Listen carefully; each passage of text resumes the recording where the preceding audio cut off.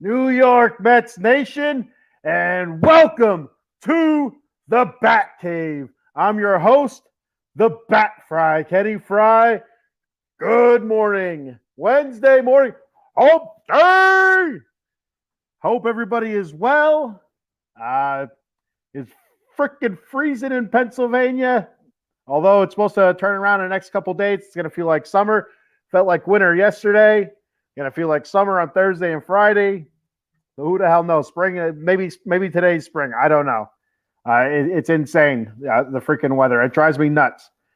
So before I get started here, I just want to point out the new background we got going on here. I want to say thanks to Paul. I think it's fantastic. He did a hell of a job there with the little Alonzo and the little Kopitar Batman suits there. That's fantastic. I really like it. It looks really, really good. Lots of cool things happening here at Out of the Box Sports. Make sure you like and follow, and absolutely, positively smash that subscribe button. Smash the hell out of it. We got to subscribe on YouTube, and all social media platforms. Like, follow, but absolutely subscribe on YouTube. Already with the comments rolling through here, and who could it be? Who could be the first comment? My boy, Adam Glenn. What's up, Adam? Good morning, buddy. Adam Glenn, #1 fan. That's what I'm talking about. So we're going to hop into our New York Mets talk here with a little bit of chatter about Mets offense. So it's been anemic for the most part. It hasn't been all that great, but it's been good enough to win games.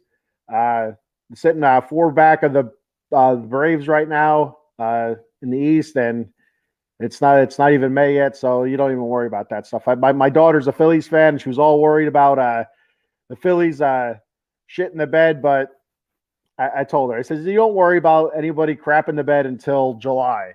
July is when you start worrying, like, hey, we don't look so good. Maybe June, but once you get to that All-Star break, after the All-Star break, everything starts heating up. You have a trade deadline coming, stuff like that. So that's when I start getting nervous with stuff, and start looking at who's ahead, who's behind, and it's nothing. It's nothing to worry about. If we're limping along in July, then I'll worry. Which I hope we're not limping along in July, because if we're limping along in July, we'll probably be 15 back of the Braves. So, and the Marlins haven't been playing all that bad either. They're only a game behind us. So, so it's going to be tight. I still think it's going to be the Braves, Mets, Phillies down to the wire. But who knows? The Marlins. If you watched past episodes where I did the records for the teams in the East, and so I did it for all of baseball, but for the East, I said the Marlins could make some noise. They have a decent roster of some decent young talent. So, and they're only getting better. Luis Arias, they picked up from the Twins, has been absolutely insane for the Marlins so far. I don't expect him to carry that throughout the whole season, but he was the AL batting champ, so it's not surprising that he's hitting the ball. But I mean, it's really, really shocking at the rate he's doing it right now, and he's putting some pop into the ball also. So he's not just a singles hitter. He's hitting for extra bases and a few home runs. Stacy checking in. Hello, Stacy. Good morning. You can check Stacy out on Fridays in the Big Blue Power Hour, talking the beautiful Big Blue Giants. Every Friday. Well, I think it's every other Friday right now until after the draft. They'll go every Friday, but they'll be on this Friday talking New York Giants football. So make sure you check them out, 8 p.m. Eastern time. All right, so Mets offense, back to the offense. It's slowly getting better. The runs aren't not putting a lot of runs up, but the guys are getting on base more. They're seeing more pitches, just like they did last season. That's one of the things they did absolutely fantastic last season, was the amount of pitches they would see. That helps in a bunch of different ways. It helps guys getting on base with walks. It works counts. It gets starting pitchers out sooner. Get to other teams' bullpens and stuff. So there's a lot of positives. We're seeing a lot of pitches, and it seems like they're starting to do that now. They're starting to get back to fewer strikeouts, seeing more pitches. Even though last night Kershaw did whiff 9 Mets, and altogether I think the Dodgers had 11 strikeouts against the Mets. But it's not going to be perfect every game. Took 2 out of 3 against San Diego last week, which was surprising one, but kind of reassuring. I was worried they were going to get swept by San Diego because San Diego has a hell of a roster, and they're kind of not playing up to snuff yet. They're playing well, but not where I thought they would have been. The Padres, the Fathers, El Padredos. Eileen checking in. Good morning, Eileen. No, you know what? To be honest, I haven't heard much about them getting hit by pitches as much as they did last season. I have seen a couple. Who did I see get hit the other day? Mark Canha get hit. I think I seen was it Nimmo? I seen Nimmo get hit the other day also. So, but it doesn't seem like quite at the rate as it was last season. Last season was kind of it was alarming. It was they're getting hit a lot, and it's scary. You're getting hit in there weren't all that armor and stuff like that. So getting hit, it usually isn't that big of a deal. It's when they start getting hit in the hands and the face that's where you really have to worry. But everywhere else, there's so much gear that they wear: elbow and triceps pads and stuff on their ankles and their feet. But their hands, it's they're always exposed right there, and it makes you nervous when they get hit in the hand area or in the wrist. A lot of small, tiny ass bones. It's not good.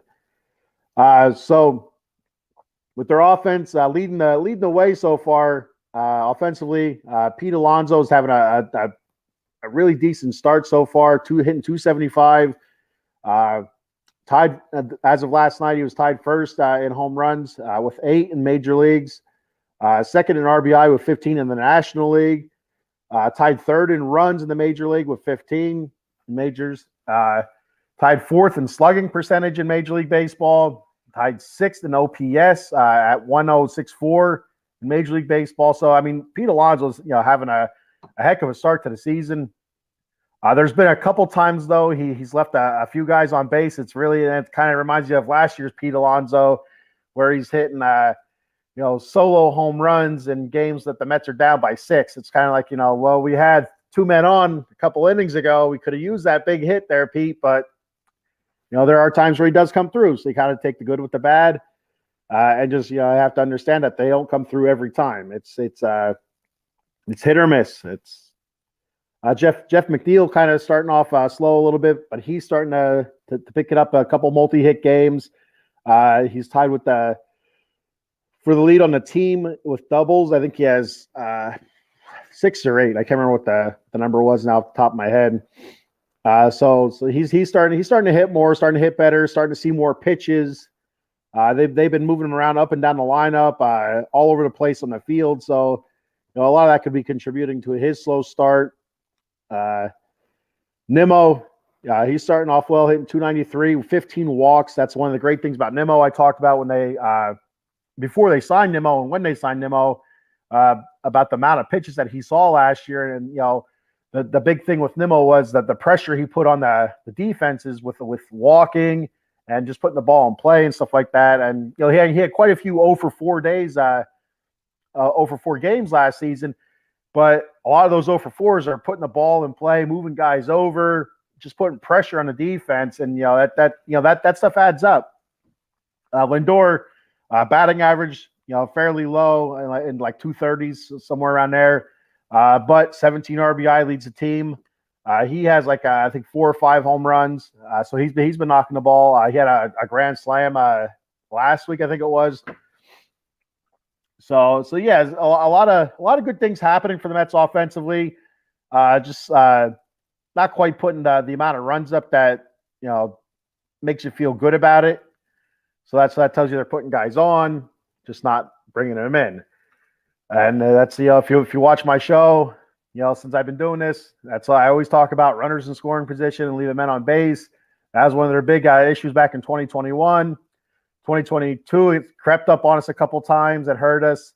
So, yeah, I feel like 2023 is going to be the same way. If we can find some sort of consistency with runners in scoring position, it's going to be so huge for the Mets and their offense, because they got guys that can get on, get them on, and we got to get them in. The other day against the A's, a big score, 17-6, but that's kind of facetious because there was 17 freaking walks in the game, which is great. A lot of walks, guys are getting on base, but it's, you see the 17 runs, like, oh man, they must have been hitting the ball all over the place. But I think the A's might have had just as many, hits, or, all close to the same amount of hits as the Mets did. But it's just, a lot of those runs were through walks for the Mets. It's 2 6-run innings, and I think both of them, it was only one hit. So that doesn't even make sense that would happen. But the A's, the pitching is awful in Oakland. I mean, I talked about it Saturday on my show, the Vegas sports scene, and it's the A's are just absolutely atrocious, and I don't know why Las Vegas would want a team like the Oakland A's and that ownership group. If I was Las Vegas, I would try to wave my ass over there at the Anaheim Angels or something. Just kind of give them a whiff. It doesn't. I wouldn't want the A's anywhere near me. I'll tell you that. That's bad news. Not unless something drastic changes, with that organization. It's in an absolute shambles. And you know what? My younger brother is a big A's fan, and he said to me, he goes, leave my A's alone. And I said to him, you know what? I over the last like 20 seasons, they did make the playoffs, I think 11 times out of 20 years. So, I mean, so they are in and out of the playoffs. But like these last couple seasons have been absolutely atrocious. Absolutely atrocious. It's mind-boggling how it's that bad. They're sub major league. They're almost minor league, like a minor league team. It's really, really bad. They're not even AAA, almost like a AA, a high AA team. There's no explanation for it. So offensively, that's what I was looking at. Just a couple guys I would kind of put out there. Of course, the DH spot. Tommy Pham, I thought, has been doing all right. A couple home runs, very, very fast. But he's been putting the ball in play, I thought. Vogelbach hit his first home run the other day. So it's still not, producing to where I would want a DH to produce, but he's only hitting against right-handed pitching, and, it is what it is. Omar Narvaez, he's hurt, so they brought up Francisco Alvarez, which I talked about last week. He hasn't been doing much. He's hitting under 100. So offensively, not very good there. But yeah, so it's a lot of improvement yet, but it's slowly getting better. It's April. Yeah, I try to stay positive, because it's such a long season. It's April. And so yeah, I'll move on from that, from their offense to early season pitching. Starting pitching hasn't been all that great for one reason or another. David Peterson has been getting rocked. I think so far he had one good start, and the rest haven't been all that great. A couple real bad stinkers. His last one, I'm not 100% sure what the pitching line was. It wasn't good, but it wasn't terrible either. Tyler McGill pitched last night, gave up 3 runs over 6 innings. He's one guy I thought has been playing very, very well for the Mets. Been pitching very well. So I think I think all of his starts have been quality starts. I think they've all been 5 or 6 innings with 3 runs or less. I think the 3 runs that he gave up, last night to the Dodgers, were the most that he gave up this season so far. So he's been fairly consistent, Tyler McGill. And last season, he started off like a ball of fire, pitching before his injury. He was one of our saving graces with all of our injuries in the starting rotation last season, and he was able to hold it down and give us quite a few decent starts until he went down with that injury. And then when he came back from the injury at the end of the season, it was absolutely he wasn't ready. And I said it last season that they should have just kept him in the minor leagues just to finish out the season. Let him get some innings under his belt, and that was it. He wasn't ready to come back at all. But so far this season, losing last night, 3-1 with a 3 ERA. Kodai Senga 2-0 with a 3.38 ERA. He hasn't been bad. He's been all right.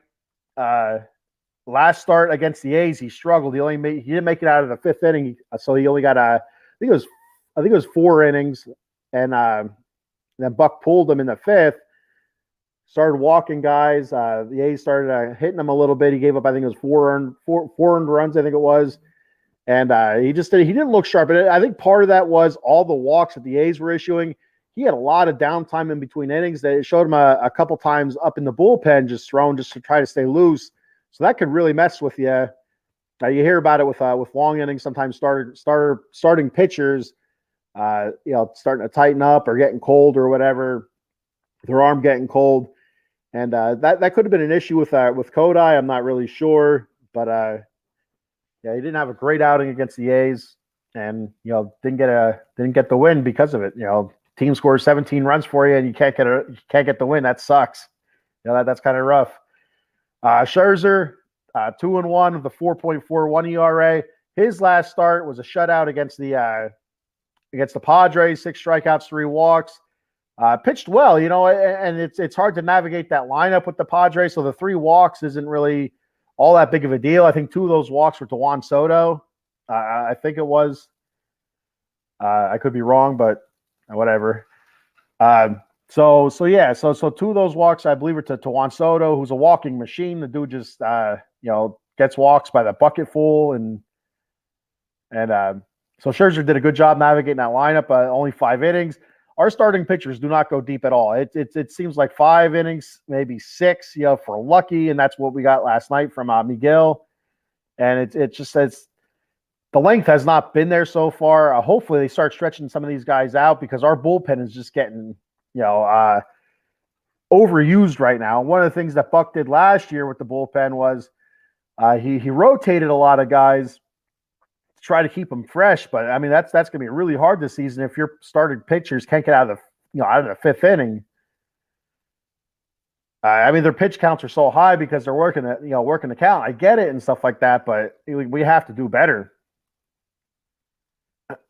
Eileen says Scherzer versus Syndergaard today at 3 p.m. Yeah, a pretty big game. Rubber match with the Dodgers and the Mets. Mets won the first game. Dodgers won last night with Clayton Kershaw getting his 200th win. Congratulations to Clayton Kershaw. I know he's a big fan of the Batcave. He watches all the time, he told me. No, he didn't tell me. I don't know Clayton Kershaw. He ain't watching this show. Maybe the Vegas sports team, because he said, no, he ain't watching that either. Whatever. Anyway, but yeah, this is the first start Syndergaard's going to have against his old team, the Mets. Last year at the Phillies, they moved his start. I know a lot of Met fans are saying that he was ducking us and stuff like that, but I don't think that was it. And then when he was with the Angels, when the Mets played the Angels, he didn't start that series. Either.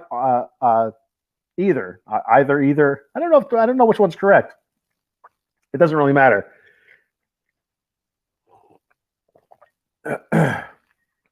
So that's a pretty big game. Not only a rubber match, but they also pushed Scherzer's start back. He was supposed to start against the A's. They pushed it back a couple days. I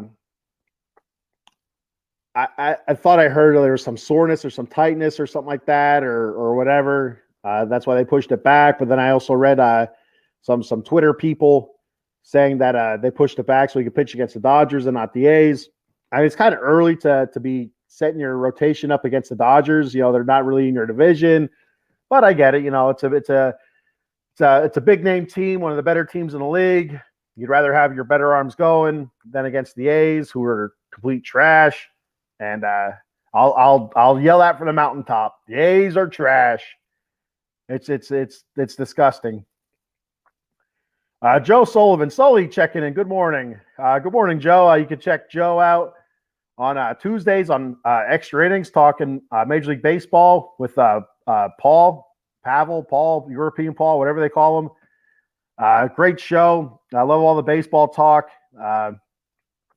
And you catch Joe also on Wednesdays on the College Football Frenzy. And also he has his own show with I think it's EOP, the Sully Squad, world famous Sully Squad. I love the Sully Squad. Joe just chilling on his couch, talking sports. It's beautiful. That's every man's dream right there. So the starting pitching has been struggling a little bit. I feel like at least getting deeper in games, high pitch counts. In the fourth, fifth inning, we got to do something about that. But bullpen wise, I thought they've been playing pretty well. The bullpen's kind of holding it down.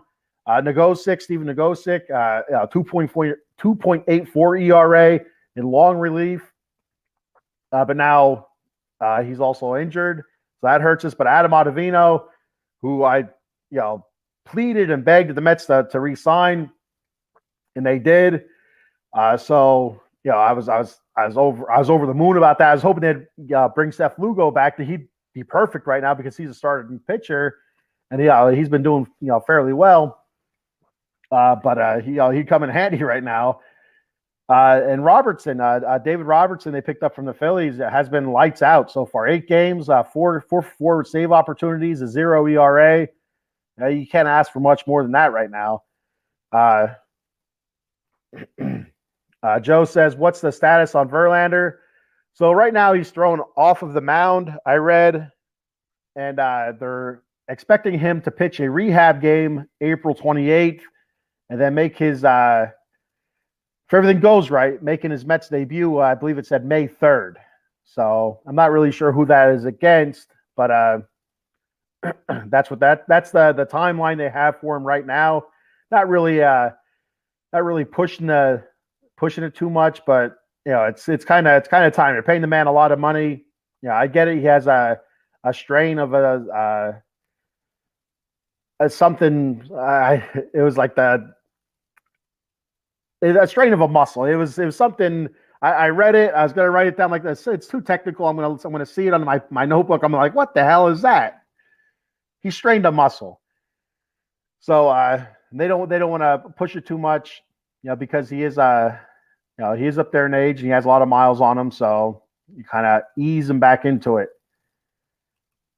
Joe says Lugo and Stroman both pitching well elsewhere. Yeah, Stroman, I guess he was a pretty high price tag in order to stay with the Mets. So I don't even think they really even looked at him after his last season with the Mets when he became a free agent.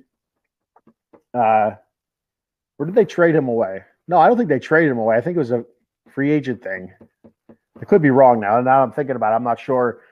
But he pitched well when he was with the Mets. He pitched all right. There was some. I didn't like the whole bandana thing on the mound. It just, I don't know. I just have a hard time. When he's out there, he just reminds me like a shortstop or a second baseman. I see with the bandana and the hat. I could never get used to it. But he was a decent pitcher, and so it was kind of a bummer when they lost him. And it's good to see that he is pitching well for the Cubbies. And like I said, Seth Lugo. The reason he left the Mets, the reason he didn't re-sign with the Mets, was because he wanted to be a starting pitcher, and they weren't really looking at him in that direction. They're long relief and relief, just like he was last year, and he's killing it right now. Seth Lugo. Last time I looked, he was killing it. Joel Sullivan, Adam Glenn wants to know, when is the Sully Squad on? Adam, do you follow Joe on the Facebook and stuff like that, or whatever? Because I know Joe posts videos as to when his shows are on. He does a hell of a job with that. Eileen says intercostal strain or something. Yeah, it was. There's an R word in there, like I don't want to say renal because that doesn't sound right. Renal major dorsal strain. I remember what the hell it was. It was yeah. It was there it is. Teres major strain. Yeah. Yeah, I wouldn't have. I would have wrote that down. I'm like, what the hell is that? That doesn't even make any sense. I'm not a doctor. I just play one on a podcast. So our, like I said, our bullpen has been playing very well, pitching well. That's so far has been our biggest bright spot. I feel like the bullpen. Um, Ottavino 2 for 2 with saves. So it's especially with the save part of it with losing Diaz. So far nervous going in, like who are we going to have saving our games, and then to have Robertson really step up, and even Ottavino to a lesser extent in the save area. Has been a relief so far. So far it's still early. It's April, so keep telling myself that it's April. So we'll move on from that, and we'll get into their injuries. Injuries. So they just sent down Carlos Carrasco. They sent him to the injured list. Joe says, "What's your opinion on that kid Beatty who's coming up?" I love Brett Beatty. Dude is an absolute beast, but I want to see him get some playing time. It's hard to get used to major league pitching if you're going to play one day and then not play again for 2 more days or whatever it is, whatever they're going to do with them. I mean, it's kind of a bummer. Down in AAA, he was hitting. I have it written down here. He was hitting 400 and with a 1.386 OPS, 5 home runs and 15 RBIs. He's just been ripping it up down there in AAA. They had to bring him up.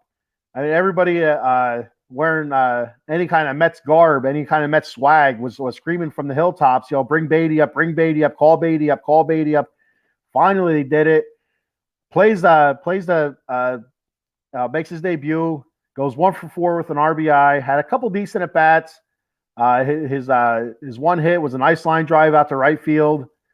And then the next day they sit him, and he gets 1 at bat against the Dodgers. I think it was, his debut was against the Dodgers, and then last night he didn't start and got 1 at bat. I say keep him in. Eduardo Escobar is not getting it done. Let him sit. Keep Beatty in. Let him get 100 or so at bats, and then kind of figure out, you know what, he's not getting it done. We need to send him back down. We need to sit him a little bit and work Escobar back, and that's. You got to give him some time.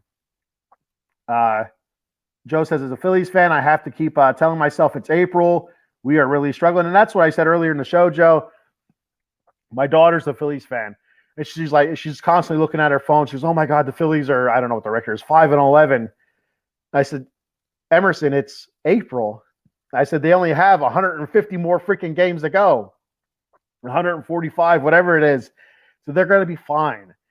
They started off like this last season. It's nothing to worry about. Stuff works out. I said, now if it's July and there are 20 games under 500, then you worry. Then you're nervous. But right now it's April. It's just it's all a feeling out process yet. It's still guys getting back into the rhythm and getting back into the daily grind of it. Pitchers still stretching their arms out. So I'm not too worried about the Phillies. I'm not really worried about the Mets either. Some of these teams that are underperforming that I believe are going to win their divisions or be playoff teams, I'm not worried about them. I think in the end, the teams that I think are going to be there are going to be near playoff spots or near division championships. It's June, July, near the end of June, before the All-Star break, around the All-Star break is when I really start, scratching my face, breaking out into hives, and who's coming for the Mets? Who's going to pass the Mets out this year? So Joe, real quick, Adam Glenn wanted to know when the Soli squad was. What day is the Soli squad on? Adam Glenn was asking. So we'll go to Eileen. She says, let him get his reps in. Why not? You already called him up. Yes, and then that's what I'm saying. It's frustrating as a Mets fan. You want this guy called up. He's your number 2 prospect in your farm system. I think he was not like 15th or 12th or something like that in the league, prospect wise. Call him up. let him get his hits. Let him get reps. Let him get plate appearances. It's really frustrating to have that kind of talent and then watch him sit the bench while you have the other guy who's been around for so many years. And I read his numbers off weeks ago. Eduardo Escobar, seems like a overall good dude, but he's on a decline. I mean, you look at his numbers from the last, I think, 4 or 5 seasons, and they're steadily dropping and dropping fast. I mean, this isn't surprising at all. He's a decent third baseman, but at the plate he's stinking it up. So I mean, if you want to use him as a defensive replacement in the games, do it. But you got to get Beatty in there. Not only Beatty. Adam Glenn says there's no regular season champion. You're right, there isn't. So, but well, no, you know what, Adam? There is. They hang banners for NL East champions, I guess, stuff like that, because whenever they win their division, they're jumping up and down, or spraying each other with champagne. So I'm sure there's some sort of incentive that goes with that. So back to the injuries before I get to the call-ups and stuff like that, because that's why I want to get into. Eileen said, "At least you aren't the Royals." You know what, Eileen? I wouldn't mind being the Royals. They beat the Mets in the World Series a few years ago. At least I could say I see my team win the goddamn World Series. I mean, it's the Royals. Anyway, so back to the injuries. Carlos Carrasco was put on the injured list. It's another Mets pitcher with elbow inflammation. They called up Jeff Brigham. He was a guy that they got in a trade from Miami. So far in AAA, 3 runs in an inning and 2/3. So, and you look at his career stats, and they're not all that great. But he'll be an innings eater. I think he'll eat some innings. Steve Nagosic, one of the guys I thought was doing fantastic out of the bullpen.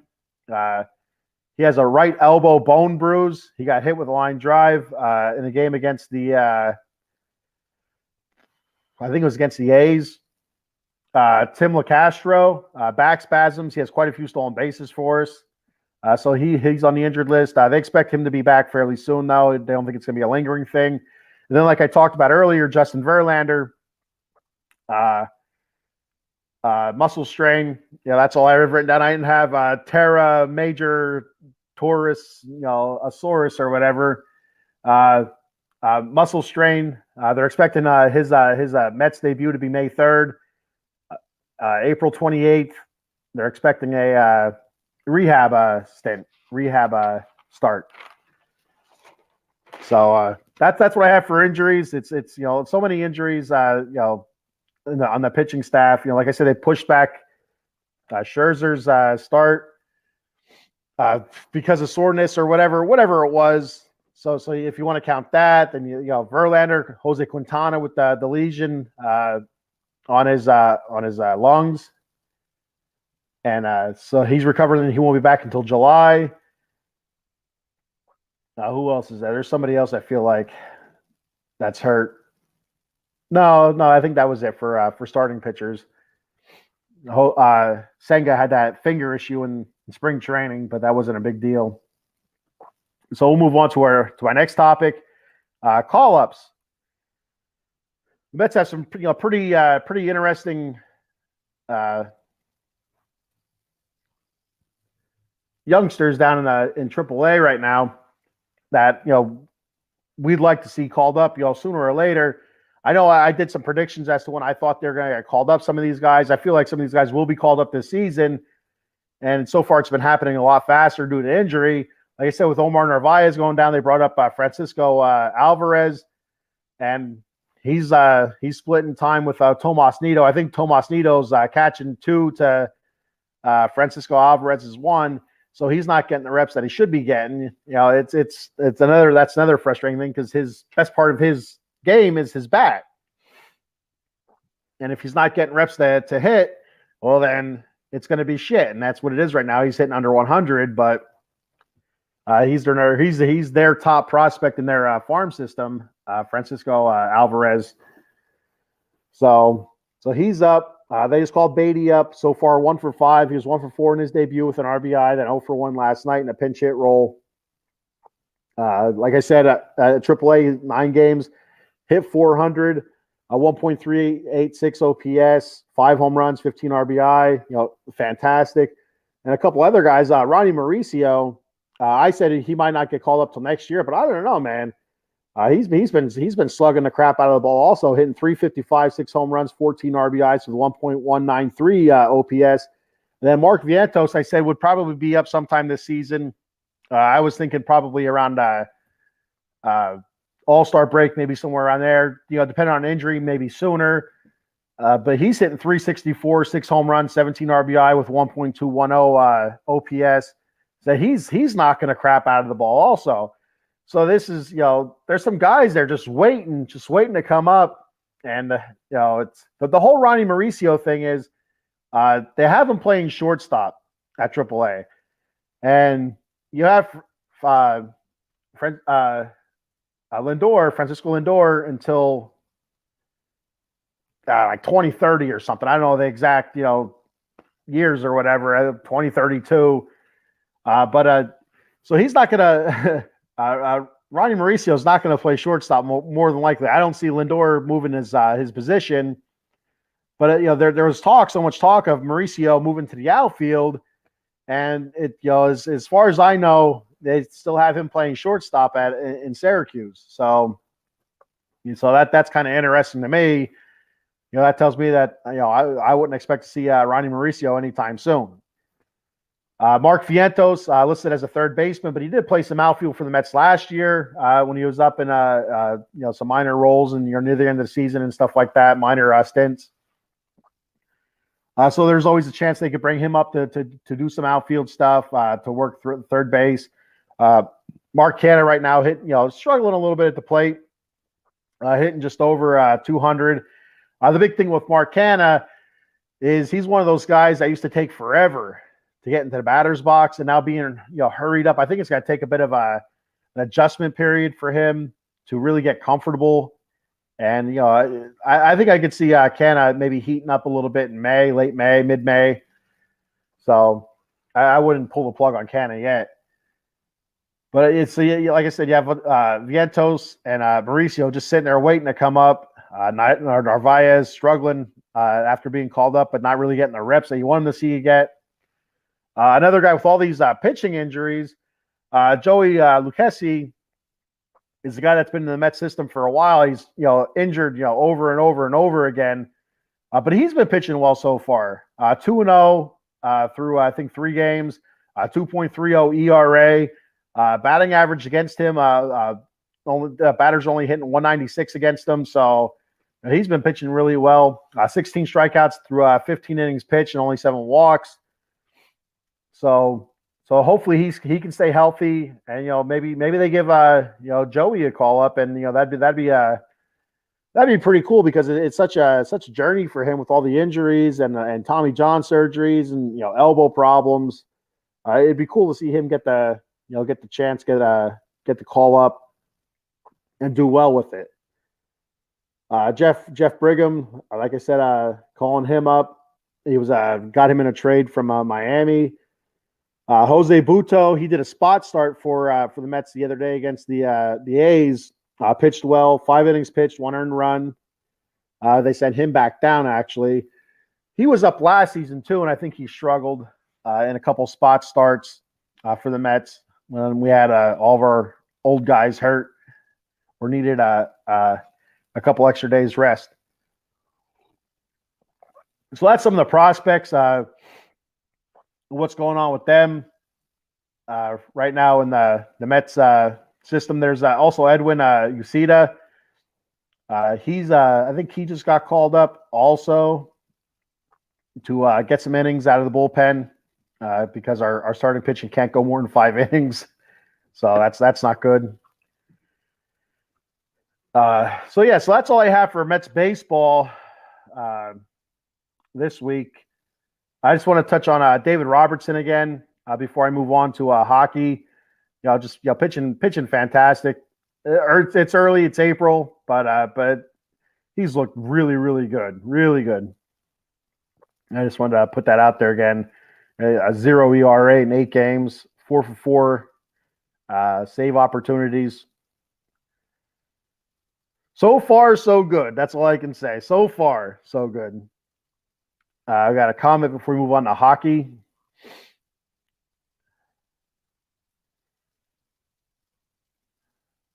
All right, hang on. There we go. He has very good. He's very good minus the walks. That gets in trouble. That gets you in trouble. Yeah, but he usually gets out of it. So I don't know. Eileen, does it seem like there's more walks this season? I mean, just in baseball in general, I feel like a few games. I try to watch as much Mets as I can, but every once in a while I'll catch another team for a little bit. But it just seemed like there's more walks. I don't know what it is. If it's the pitch clock thing, maybe rushing, or I don't know. I feel like there's more walks. Anybody else watching baseball out there, let me know what you think. It's just odd. It just seems like an abundance. That could be just my imagination. I don't know. Before I move on to hockey, I just want to give a shout out to a sponsor, Monkey Colt Coffee. Check them out at monkeycoltcoffee.com, and at checkout, use the discount OOTB Sports for 10% off. That's OOTB Sports. Use that promo code at checkout.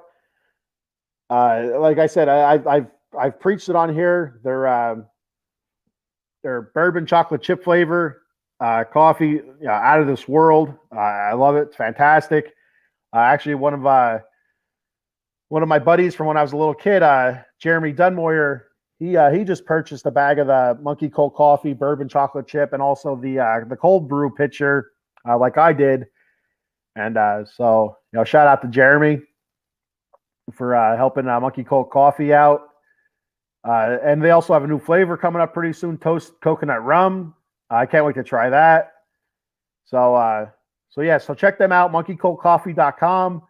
Like I said, use the promo code at checkout, OOTB Sports, for a discount. That's OOTB Sports at checkout for a 10% discount. All righty. Hey, I'm back. I hit a couple more comments. I think it says, a lot more walks. It's both. It's amazing. I don't know what it is. But yeah, I feel like throughout the whole league, it's a lot more. Walks and the umps are just off. I mean, that could be it. I mean, so I don't know. I'm not usually up on the umpire talk much. Maybe that's a new show that should be on the Out of the Box Sports. An umpire show maybe, or referee and umpires and stuff like that. But I don't know what kind of, if every year there's guys that retire, they call new guys up, or like how that works. But maybe there's just a bunch of newer umpires that, in the minor leagues maybe have a bigger strike zone. I don't know. Or maybe they're being paid, to do shitty. So they bring in those robotic umpires that you keep hearing about, the auto umps or whatever they're calling them. So, but yeah, it's been awful. I think the walks have been up, and it's kind of, I don't want to say it's kind of hurting the game a little bit, but the games are going so fast that you really don't notice. I mean, it's 2 hour 15 minutes, 2 hours 30 minutes for games. That's fast. There was Maiko checking in. What's up, Maiko Paul Spencer? Wow. Okay. The Bat Frie in his new cave. Yeah, I love it. You hell of a job there, Maiko. I really dig it. My new cave. It's like, it's all cavey, and we got the bat suits over there for Alonzo and Anji Kopitar. So it's good stuff. I was gonna say something. I don't remember what it was now. Shit. So I'll move on to hockey now. That's what I'll do. Excuse me. So our game one already happened, but I'm still going to do a Kings Oilers preview because it's a 7-game series. So you can still do a preview up to game 4. After that, it's not a preview anymore. I just made that rule up. So Kings finished third in the Pacific, 47, 25, and 10 with 104 points. The Oilers finished second in the Pacific. 50 wins, 23 losses, 9 overtime losses, 109 points. The Kings were well ahead of the Oilers for most of the season in second place, them and the Golden Knights. And I've preached on this show many, many times, and also on the Vegas sports scene, that the Oilers are probably the scariest team out there. Even in my opinion, even above the Bruins, just because of the absolute offensive star power that they have on that team. And I said, if they got goaltending, if they got defense, they're going to be very, very hard to beat. Well, after the trade deadline, I think it was. I mean, that's they turned it on. They've been super, super hot. One of the best teams in the league since the trade deadline. Second half of the season after the All-Star break, whatever, and they flew by the Kings to grab second. They almost caught the Golden Knights. Another game or two, I think they probably would have caught in the Golden Knights. So yeah, they split the season series 2-2. For the Kings, Drew Doughty, he missed the playoffs last year with wrist surgery. So this is his first playoff appearance for Drew Doughty since I think the Kings Cup run. They had a playoff appearance after that. I think it was 5 years ago. I think it was 2018 maybe was his last playoff appearance for Drew Doughty. So good for him. So a couple of the key players for the Oilers to keep an eye on. Of course, if you know hockey, if you watch hockey, you know who Connor McDavid is. They call him McJesus. They call him this, that, the other. The second coming of Wayne Gretzky. It's all this, so whatever. But this season, 153 points, 64 goals, 89 assists. He'll be your MVP hands down. Should be unanimous. If it's not unanimous, it's kind of eye-opening. I don't know how you couldn't vote for him as your MVP. Just the dude's amazing. Love him or hate him, he's amazing. And you know what? He's not one to shy away from contact. Sometimes you get a goal scorer or a star on your team that is kind of shies away from the contact, shies away from the fights, the hitting and stuff like that. But not this guy. He mixes it up. He's in your face, and he's a tough dude. I'll give him that. So they also have Leon Draisaitl. He had 128 points this year, and Ryan Nugent-Hopkins had 104 points. So this is the Oilers had 3 guys with over 100 points this season, and I don't know if I'm getting this right or not, but it's the first time since the Penguins had 3 players over 100 points, and I can't remember. I want to say it was Lemieux, Yager, and Malkin, but that doesn't feel right. I feel like it was Malkin. I can't think of what his name is, but anyway, it's the first time there's been three players in the same team over 100 points since the Pittsburgh Penguins trio of whoever, and Malkin. So, so those 3 guys, Nugent Hopkins, Draisaitl, McDavid, absolutely terrifying. Matthias Ekholm, as a defenseman, they picked up at the trade deadline from Nashville. Since they picked him up, they've been 18-2-1. Like I said, they've been lights out. Evander Kane, very, very good. Yamamoto, he's pretty good. He seems to be everywhere. No, but he's very good. Stuart Skinner, the goalie, for Edmonton. Like I said, if Edmonton can find a goalie or a defense, they'll be unstoppable. They found both. Stuart Skinner has taken the stranglehold of the position, the goalie position from I think Jack Campbell, I think his name is. Used to be a King, and took it from him. This year Skinner was 25, 14, and 5 with a 2.75 goals against and a 914 save percentage. 14-1-1 in his last 16 games. he's been lights out, lights out. He's been playing fantastic. And like I said with Matthias Ekholm, defense. I'll tell you what. The one thing that surprised me, I don't watch a whole lot of Edmonton Oilers hockey, but I do know who they are. Obviously, I've been talking about them for months and months and months. How I think they're probably going to be the best team in the league. There's a good chance they'll be there in the cup.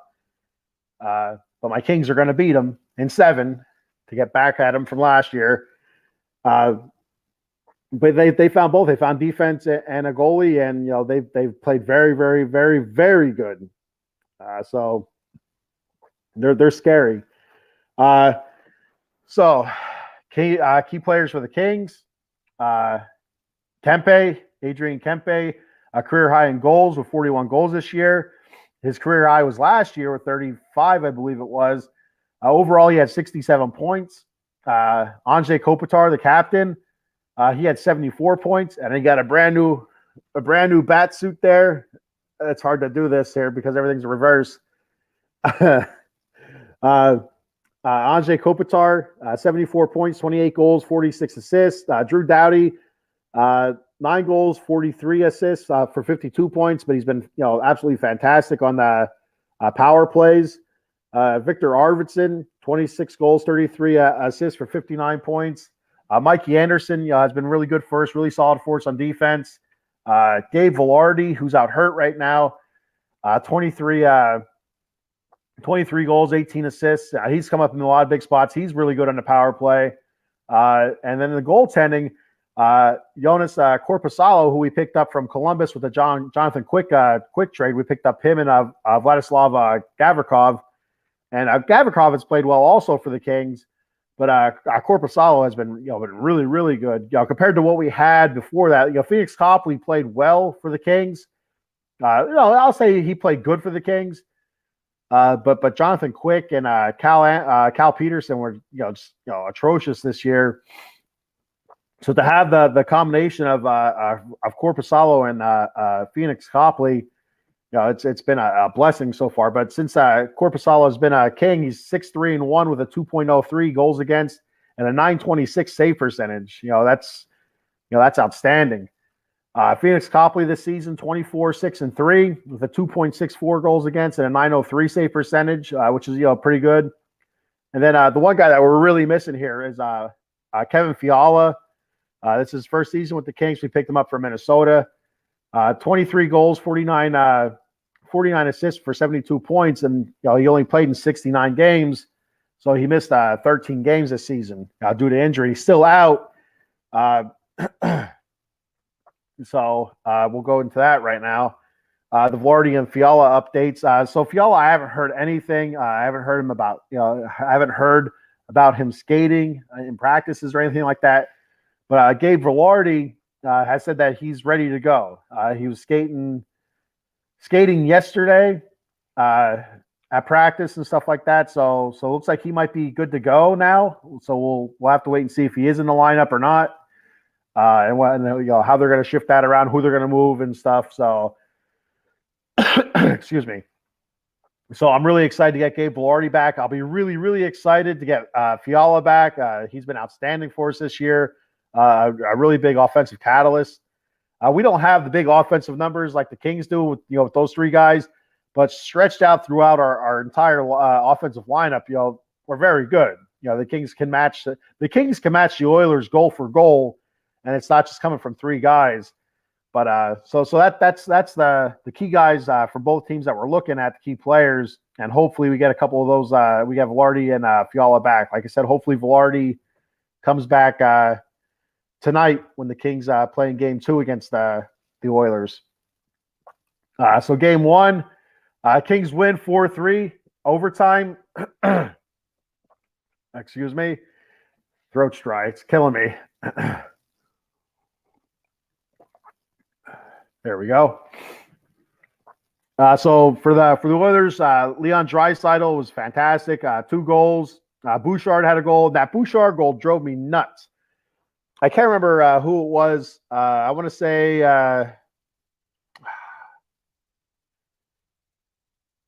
was it no, who was it? Was it Sean Dursey? But whoever it was, they just let Bouchard just kind of like, there was no pressure on Bouchard. He just kind of slowly skated up before he shot. I mean, it's like there's like, get it in his face. I'm like, I'm watching, I'm screaming like, get in his face, get in his face. And it was just, I was driving me nuts. I've said this before. The Kings, there's no physical presence in front of the net. Guys are just, getting, moving in front of our goalies whenever they want, freely without being harassed. And it's really frustrating. At least that's my opinion anyway. I could be wrong. I just started getting back into hockey last season, so I could be way off. But that's just how I feel. It's really frustrating. And watching Bouchard just slowly skate up with all that space that he wants, and then takes the shot. It's like, come on, dude. At least put some pressure on. The closer you get, that cuts down the angles. Maybe you block the shot. Kings are one of the best shot blocking teams in the league. They have been all season. But that was really, really frustrating. I feel like that was a goal that could have been prevented. Players, guys with assists for the Oilers in Game 1. Nugent Hopkins had one. Evander Kane had one. I don't know how to say his last name. Junmark, I think it is. He had one. Hyman had one. And Skinner was stopped 31 out of 35 shots for an 8.86 save percentage. So he didn't have a great game. And it was 2-0. It was 2-0 early. I think it was in the first, I believe. It was 2-0. And then the Kings, I think the Kings made it 2-1 in the third. Then it was 3-1. And then they battled back, and they were able to tie it up with 16 seconds to go. Anze Kopitar, right place, right time. Basically that's they put the pressure on that. A 6-on-4. There's a power play plus the pulled goalie, and they were able to get it to trickle by Skinner, and Kopitar was just there waiting for him. Was able to knock it into the net. So it was 16 seconds left, or 16 or 18 seconds left. Very fortunate, and then of course we go to overtime, and one of my favorite players, Alex Iafallo, with the game-winning goal. And I'll tell you what, the Kings, they're moving the puck, really, really, really, really well. The second half of the third period into the overtime, they're able to set their offense up, pass it around, quick passes, precise passes, moving guys around, opening stuff up, opening lanes up, and that's what led to the Iafallo score. Just guys moving around, the passes quick, precise.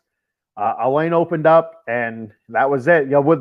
Before that, the Kings couldn't sniff anything of a setup. Getting their offensive setup. They couldn't do anything the first, second period, early on in the third period.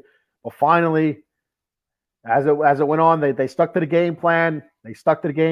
Kept pushing, kept pushing. Finally, able to start setting up their offense, moving the puck around, doing what they do best, and it worked out very, very well. So the one thing that I think was another turning point was the Oilers were out hitting the Kings by at least 2-1 for most of the game. And the hits actually ended up being the Oilers had more hits, but I think it was like 50-49. Whereas at one point it was like 36-12, I think I seen 36-14. I mean, it was the Kings were getting pushed around. They were getting bullied by the Oilers. The Oilers, they seem like a really, really big team. So the Kings are maybe a small, I don't know. But the Oilers were pushing their weight around. They're pushing the Kings around. And I felt like after Drew Doughty had that big hit on Connor McDavid and in open ice, it wasn't against the boards or anything like that. It was just, face to face. Doughty put him on his back. Connor, like I said, Connor McDavid's a big dude, physical dude. And that seemed to almost kind of turn things around a little bit. And so it kind of changed momentum some. Connor McDavid zeros across the board for him. I think he had a negative 1 or -2 in the plus minus rating for the game. Drew Doughty was all over him like flies on poop. And so Doughty was all over him all game. Every time McDavid was out there, Doughty was right on his ass, no matter where he went, just being an annoyance. And I would expect that to continue. But McDavid's so good, he's gonna overcome that. He's gonna get his eventually. So you just have to kind of keep it limited, in my opinion. Keep it limited. He gets 1 goal, 2 goals, whatever. Just limit the damage. Don't let him beat you. Make the other guys, make Draisaitl, which he can, but make Draisaitl or Nugent Hopkins beat you, or Evander Kane or Yamamoto. Make them beat you. Don't let McDavid beat you. So yeah, I thought Doughty did fantastic on defense that game as a kind of an antagonist. Another thing I want to bring up, the Edmonton Oilers fan base. What the hell's that all about? They throwing shit on the ice. I mean, it's game 1 of a 7-game series, and we're already to that point. I mean, so if you don't watch the game, the Oilers thought they had the game winner in overtime. I'm not sure who the player was, but the referees reviewed it. I mean, as soon as it happened, Drew Doughty was shaking his head, going like this, saying no goal, and then started smiling and laughing with his teeth missing and all that stuff. And so he's saying no goal, no goal. When they showed the replay, the Edmonton Oiler player had his stick, basically parallel, straight up and down, and deflected the puck into the net. That's a no-no in hockey land. It can't go above the crossbar of the net. So there's an clear obvious call. So I don't know what they're all upset for, but they're throwing all sorts of stuff on the ice. Then after the Kings did score the game-winning goal, the same thing, just throwing stuff. I mean, in my opinion, and most Kings fan base opinion, that if that happens again, that should be a 2-minute minor. That there should be a 2-minute minor penalty on the Oilers fan base. So it's ridiculous. It's a 7-game series. It's a smart hockey town. It's an old hockey town. I'm just surprised that stuff like that happens there. It was unfortunate, but the Kings got the dub. That's all that matters. So like I said, Kempe with 2 goals. He had 2 goals in the game. Anze Kopitar, outstanding. 1 goal, 3 assists. Like I said, he had the game-time goal with 16 seconds left. The 3 assists, so 4 points overall for Anze. Iafallo with the game-winning goal in overtime. Other guys with assists, you had Victor Arvidsson with 2 assists. Quentin Byfield, who I feel like he's ready to break out. Byfield, he looks so fast. I thought he looked good in the game.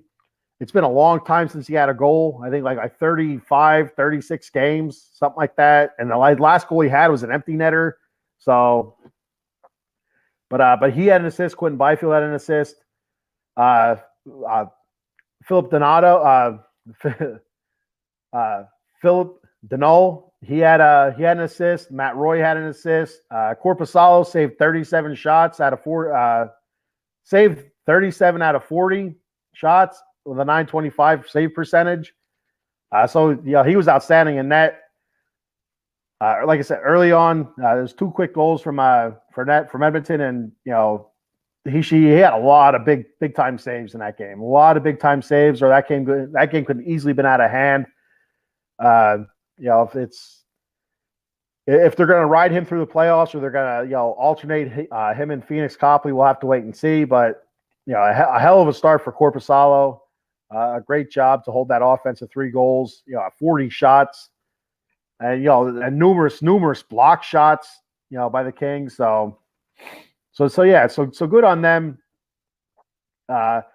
Super pumped, listening to that game.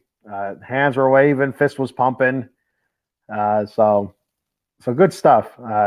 Game 2 tonight against the Oilers. So let's hopefully the Kings go up 2-0, take it home back to LA, and look for the sweep. I doubt it, but you never know. So we're going to go ahead. That's all I have for today. So I'm going to go ahead and one more time, do the sponsor read, Monkey Cold Coffee. Check them out at monkeycoldcoffee.com. Check out their bourbon chocolate chip infused coffee. Like I said, I've tried it. I love it. Cold brew. I bought the cold brew pitcher as well. I used the promo code OOTB Sports at checkout for 10% off. They also have a new flavor coming out soon, toasted coconut rum. Should be out, I think, either near the end of this month or early next month. I thought I heard the end of this month, but I could be wrong. Like I said, toasted coconut rum. Also, check out their store. They have other stuff. Like I said, the bourbon chocolate chip infused coffee. They have the cold brew pitcher. They have mugs. They have travel mugs or tumblers. Depends on how you say. Like if you want to say tumbler, say tumbler. I don't give a shit. I say tumbler. I don't know why. So anyway, I'm gonna get back. I'm getting off subject here. Use the promo code OOTB Sports. They also have rum cakes on there, T-shirts. They also have a K-Cup adapter, so you could use their ground coffee in the K-Cup machines. So monkeycoldcoffee.com, OOTB Sports at checkout, and tell them the Bat Frie sent you. It won't get you anything else, but what the hell? So say I sent you. And also, Jay Fine Law, you can call Big Al at 1-800-HURT-123. That's 1-800-HURT-123. With his offices located at 1628 JFK Boulevard, Suite 2120 in Philadelphia, Pennsylvania. That's 1628 JFK Boulevard, Suite 2120. In the city of brotherly love, Philadelphia, Pennsylvania. 1-800-HURT-123. Big Al, J Fine Law. We'll pull that off. And check out our lineups here. That's all of our shows. Real quick, you see them all up there. Great. New shows always coming on. We have some new shows coming up in the next few months here. So lots of exciting things. So, hey, it's me. I'm back. So that's all I got for today. Yeah, that's all I have for today.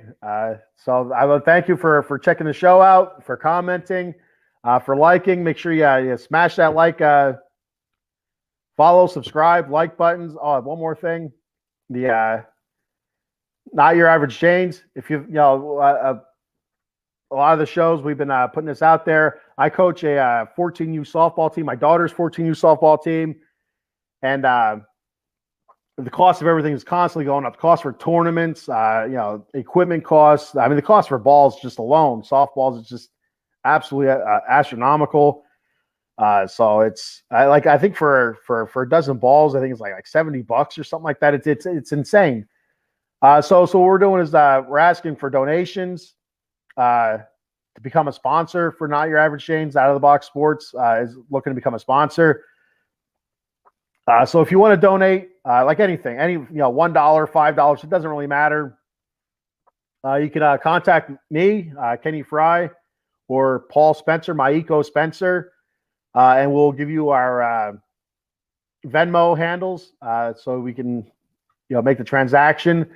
And once we have enough, we'll become a sponsor of the Not Your Average Janes, and it'll be Out of the Box Sports and fans. So we appreciate whatever. Like I said, whatever it keeps the cost down. Equipment, indoor training facilities, tournament costs. It's like $625 for some of these tournaments, $700 for some of these tournaments. And they're the cheaper ones. So it just keeps going up, because insurance rates keep going up. Any little bit helps. Much appreciated. Thank you very much. If you donate, if you don't, it's all right. It's no big deal. And one more thing before I go. really just dragging it on now, ain't I? There we go. Where is it at? There it is. We had a young lady on the Fight Club 2-on-5 this past Thursday. Aviana Gillog, second-ranked boxer in the United States, U18. I believe it's U18. She's 15 years old. Western State PA Golden Gloves winner and future Team USA Olympian fighting. So she's looking for sponsors as well for to help her, get to nationals and stuff like that.